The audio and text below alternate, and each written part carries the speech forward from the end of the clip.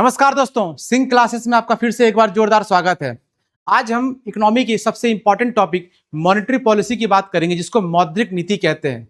आपको पता होगा कि आरबीआई जो हमारी रिजर्व बैंक ऑफ इंडिया है, वह क्या करती है, महंगाई को कम करने के लिए, महंगाई को बढ़ाने के लिए, मेरा कहने का मतलब ये है कि जो हमारी मुद्रास्फीति है, इसको कब बढ़ाना है, कब घटाना है, तो ये सभी चीजें जो हमें दिखती है वो कहाँ दिखती है, मॉनेटरी पॉलिसी में।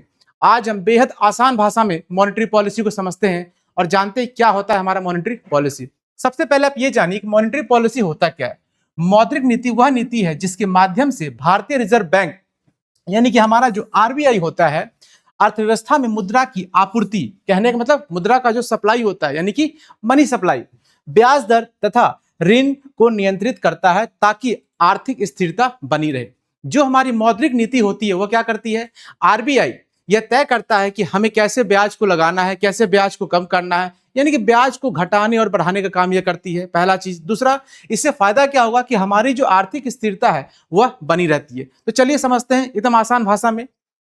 सबसे पहले हम जानेंगे कि जो आरबीआई है, हमारी जो आरबीआई है, ये क्या करती है, एक कमेटी बैठाती है एमपीसी, जिसको हम कहते हैं मौद्रिक नीति। अब इसमें होता क्या है, देखिए आपको पता होगा कि हमारे यहाँ इन्फ्लेशन यानी कि जो महंगाई होती है, हमारे यहाँ जो मुद्रास्फीति होती है जिसको महंगाई कहते हैं, महंगाई जहां पे वस्तु का जो प्राइस है, गुड्स का जो प्राइस होता है वो धीरे धीरे बढ़ता है ना, जिससे क्या होता है कि हमें महंगाई का प्रभाव देखने को मिलता है। अब इसको कम कैसे कैसे करना है, तो महंगाई कहने का मतलब क्या है कि हम सिर्फ वस्तु के आधार पर नहीं देखते हैं, हम यहाँ पर इंटरेस्ट के आधार पर भी देखते हैं, यानी कि ब्याज, यानी कि हम सब कभी ना कभी उधार लिए होंगे, तो देखते हैं ना, जब भी हम उधार लेते हैं तो हमारे ऊपर एक ब्याज लगता है। तो ब्याज के संदर्भ में समझते हैं कैसे यहाँ महंगाई बढ़ता है और कैसे महंगाई घटता है।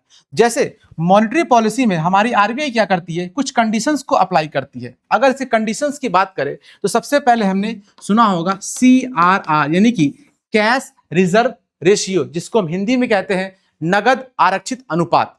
ठीक है, मॉनेटरी पॉलिसी में जो पहला टर्मिनोलॉजी हम यूज करते हैं जिसका क्या नाम है, CRR यानी कि कैश रिजर्व रेशियो। ठीक है, नगद आरक्षित अनुपात। इसमें होता क्या है, एकदम आसान भाषा में समझिए। कैश रिजर्व रेशियो कहने का मतलब जो हमारा नगद होता है, नगद आरक्षित अनुपात। जैसे अब कोई बैंक है, जैसे हमने कहा कि कोई ABC करके कोई बैंक है, ठीक है, इस बैंक के पास टोटल 100 रुपए है। कितने रुपए है, इस बैंक के पास टोटल कितना पैसा जमा है, 100 रुपए। ये बैंक का अपना पैसा होता है। ठीक है, ये बैंक के पास टोटल जो जमा राशि है। अब ये बैंक क्या करेगा, अपना 4 रुपए किसको जमा करेगा, आरबीआई को। ठीक है, किसको जमा करेगा, आरबीआई को। लेकिन एक बात याद रखना है, ये जो बैंक है अपना 4 रुपए जो आरबीआई को जमा करेगा वह कैश के फॉर्म में होगा, यानी कि नगद के फॉर्मेशन में होगा। याद रखिएगा, नगद नगद जमा करना पड़ेगा कहां पे, आरबीआई के पास जमा करना पड़ेगा। ठीक है, तो आरबीआई के पास जब ये 4 रुपए जमा करेगा तो अब बैंक के पास कितना बचेगा, 96 रुपए बचेगा। यानी कि अब जो बैंक है 96 रुपए में क्या करेगा, अपने बैंक के कारोबार को आगे बढ़ाएगा। कहने का मतलब जो कैश रिजर्व रेशियो हमारा होता है, नगद आरक्षित अनुपात, इसमें क्या होता है कि जो हमारी आरबीआई है बैंक से कुछ पैसा, कुछ प्रतिशत अपने पास रख लेती है और कहती है बाकी जो बचा हुआ पैसा है उससे क्या कीजिए, आप अपने बैंक का संचालन कीजिए। इसी को बोलते हैं CRR। और CRR में क्या होता है, सिर्फ यहाँ पे नगद के रूप में काम होता है। याद रखना है, जो हमारा नगद होता है, नगद के फॉर्मेशन में ही यह काम करता है, इसके अलावा कोई भी चीज यहाँ पे काम नहीं करेगा। उसके बाद जो हमारा CRR का जो रेट होता है, अगर हम कैश रिजर्व रेशियो की बात करें, इसका जो रेट होता है ये तय कौन करता है, ये भी तय हमारा करता है आरबीआई यानी कि रिजर्व बैंक ऑफ इंडिया। ठीक है, कैश रिजर्व रेशियो का जो रेट होता है ये फिक्स कौन करता है, ये आरबीआई करता है। ठीक है, तो इसका मतलब क्या है, जो हमारा कैश रिजर्व रेशियो होता है, नगद आरक्षित अनुपात, यानी कि आपके पास जो पैसा है इसकी नगद का कुछ हिस्सा कहां रखना पड़ेगा, आरबीआई के पास। ठीक है, उसके बाद जब आगे बढ़ते हैं तो हमारे पास आता है SLR स्टैट्यूटरी लिक्विडिटी रेशियो, जिसको हम कहते हैं वैधानिक तरलता अनुपात। ठीक है, वैधानिक तरलता अनुपात। अब ये क्या है, देखिए जब भी हम यहाँ पे वैधानिक तरलता अनुपात की बात करेंगे, इसमें क्या होता है, आपका कैश यानी कि जो आपका नगद पैसा होता है वह भी इसमें आता है, प्लस आपका जो बॉन्ड पेपर है वह भी इसमें आता है, ठीक है, प्लस गोल्ड भी इसमें आता है। लेकिन सीआरआर में क्या था, सीआरआर में सिर्फ और सिर्फ कैश को यहां पे रखा जाता है, उसके अलावा कोई भी चीज आरबीआई अपने पास नहीं रखती है। क्लियर? तो याद रखिएगा एसएलआर क्या होता है हमारा, स्टैट्यूटरी लिक्विडिटी रेशियो, कहने का मतलब वैधानिक तरलता अनुपात। अब वैधानिक तरलता अनुपात में क्या होता है, ये जो बैंक है, ठीक है, अब ये जो बैंक है इसके पास कितना पैसा बचा था, 96 रुपए बचा था ना, क्योंकि 4 रुपए इसने क्या किया, सीआरआर के फॉर्म में बैंक को जमा कर दिया, आरबीआई को जमा कर दिया था। याद है ना आपको, बैंक ने क्या किया था, 4 रुपए यानी कि 4% किसको जमा कर दिया था, आरबीआई को जमा कर दिया था। बचा कितना था, 96।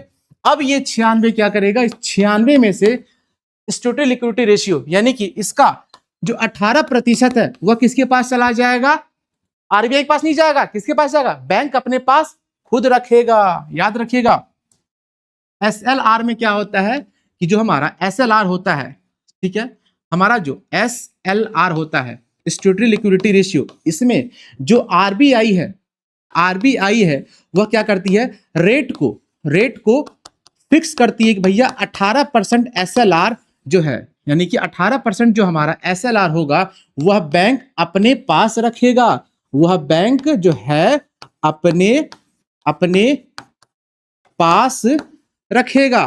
क्लियर? याद रखना है, ये पॉइंट आपसे एग्जाम में पूछा जाता है।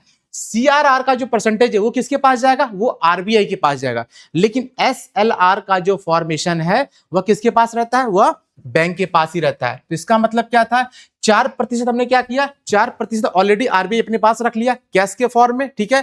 18% यानी कि जो 96% बता उसका 18% कहां गया, बैंक अपने पास खुद रखता है, किस फॉर्म में, तो याद रखना है बैंक जो है ये अपने पास किस फॉर्म में रखेगा, नगद के रूप में रख सकता है, बॉन्ड के रूप में रख सकता है और गोल्ड के रूप में भी रख सकता है। अब इसी से क्या होता है कि अगर हमारा सीआरआर बढ़ गया, जैसे अगर हमने कहा कि अगर हमारा सीआरआर बढ़ गया तो कैसे महंगाई बढ़ेगा, ध्यान दीजिएगा। अगर आरबीआई कहती है कि भाई हमारा जो सीआरआर है, जो कैश रिजर्व रेशियो है, पहले यह 4% था, ठीक है, पहले कितना था ये, पहले यह 4% था, अब यह बढ़ करके कितना हो गया, ये हो गया 8%। देखिए पहले सीआरआर कितना था, 4%, अब कितना हो गया है, अब हो गया है 8%। कहने का मतलब पहले बैंक जो है 4% यानी कि 4 रुपए, कहने ये एक एग्जाम्पल है, याद रखिएगा, यानी पहले बैंक क्या करता था, 4% किसके पास रखता था, आरबीआई के पास, लेकिन बैंक क्या बोला कि नहीं अब आपको 8% रखना पड़ेगा। कहने का मतलब ये जो 100 रुपए था बैंक के पास, पहले या 4 रुपए देता था आरबीआई को, लेकिन प्रेजेंट टाइम में अब क्या कर रहा है, ये अब कह रहा है नहीं हम 8% लेंगे। तो इसका मतलब क्या है, बैंक अपनी जमा राशि का जो एक हिस्सा कितना 8% किसको दे रही है, आरबीआई को दे रही है, आरबीआई को दे रहा है, नहीं कितना दे रहा है, 8%। तो क्या होगा, अगर बैंक 100 रुपए में से 8% अगर बैंक आरबीआई को दे रहा है, तो बताइए अब इसके पास 92 रुपए बच गया ना, अब इसी 92 रुपए से यह क्या करेगा, लेन देन करेगा। तो इसका मतलब क्या है, बैंक के पास पैसा कम हुआ ना, पैसा कम हो गया ना, तो क्या होगा, जब बैंक के पास पैसा कम होगा तो इसका मतलब बैंक क्या करेगी, अपना इंटरेस्ट बढ़ा देगी, क्योंकि आरबीआई ने ऑलरेडी क्या किया था, सीआरआर को बढ़ा दिया। जब सीआरआर बढ़ेगा तो क्या होगा, हमारा बैंक अपना ब्याज दर बढ़ाएगा, और जब बैंक अपना ब्याज दर बढ़ाएगा तो क्या होगा, लोगों की जो डिमांड है वह कम होगी। क्यों कम होगी, क्योंकि ब्याज दर हमारा बढ़ गया है। इससे क्या होगा, इससे मार्केट हमारा, बाजार हमारा संतुलन में आ जाएगा। ठीक है, समझ में आया। अब हम बात करते हैं एसएलआर की, समझ गए, फिर से कह रहे हैं सीआरआर यानी कैश रिजर्व रेशियो क्या होता है कि बैंक अपनी राशि का कुछ हिस्सा, कुछ प्रतिशत आरबीआई के पास जमा रखता है कैश के फॉर्मेशन में। क्लियर? हाँ, अगर बैंक ज्यादा हिस्सा मांग रही है बैंक से, अगर आरबीआई ज्यादा हिस्सा मांग रही है बैंक से कि भाई पहले तुम 4% देते थे अब तुम 8% दो, तो इसका मतलब क्या है, प्रतिशत बढ़ गया तो महंगाई बढ़ेगा, ब्याज बढ़ेगा। क्लियर? सेम वही चीज हमारा एसएलआर के साथ होता है, जो हमारा स्टैट्यूटरी लिक्विडिटी रेशियो होता है, जो हमारा एसएलआर होता है, सेम इसके साथ भी वही हाल है। अगर ये 18% है, अगर ये बढ़ के हमारा 25% हो जाएगा, तो इसका मतलब क्या है, बैंक के पास तो पैसा घट रहा है ना, पहले 18% था तो ठीक था, जमा राशि ज्यादा था। अब जैसे ही ये 25% बैंक अपने पास रखेगा SLR के फॉर्मेशन में, तो क्या हो जाएगा, ब्याज दर फिर बढ़ेगा। क्यों बढ़ेगा? क्योंकि बैंक के पास जो है राशि कम हो गया, पैसा कम हो गया, तो बैंक अपनी राशि को बढ़ाने के लिए क्या करेगा, ब्याज दर को बढ़ा देगा। यही था हमारा CRR और SLR। ठीक है, और भी ऐसी महत्वपूर्ण जानकारियों के लिए आप हमारे सिंक्स क्लासेस को क्या कर सकते हैं, लाइक, सब्सक्राइब और शेयर कर सकते हैं। तो कैसा लगा हमारा वीडियो? धन्यवाद। जय हिंद, जय भारत।